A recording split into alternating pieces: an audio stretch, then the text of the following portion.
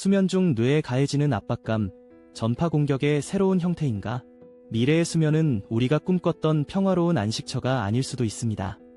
사실 수면 중에도 뇌가 느끼는 압박감이 전파 공격의 일종이라면? 우리는 이제 불면증을 단순히 스트레스와 피로의 결과로 보기에는 너무 많은 신경을 곤두세우고 있습니다.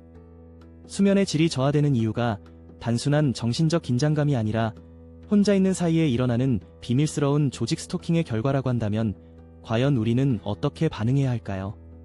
조직 스토킹은 특정인을 대상으로 한 묘한 그렇고도 기괴한 괴롭힘의 형태로 알려져 있습니다.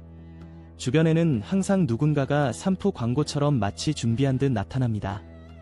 청각적인 괴롭힘 혹은 심리적 압박을 하며 피해자가 특정 장소에 도착하면 축제라도 벌어진 듯이 마치 팀워크를 자랑하듯 행동합니다.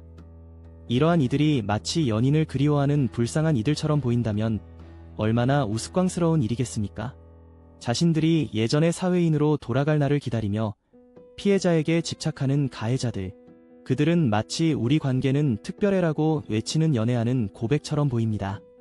하지만 사실 그들의 행동은 너무도 비정상적입니다. 반쯤 조종당하는 인형처럼 다른 세계에서 주어진 역할 수행을 완수하려는 이들의 행동을 바라보면 맞습니다. 그들의 집착은 마치 코미디 필름의 하나의 장면처럼 보입니다. 어때요?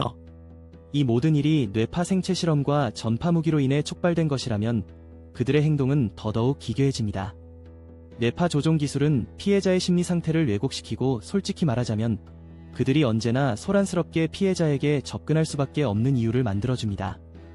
이제 그들은 독립적인 존재가 아니라 거울 속에 갇힌 좀비와 같은 민폐로 변해버릴 것입니다.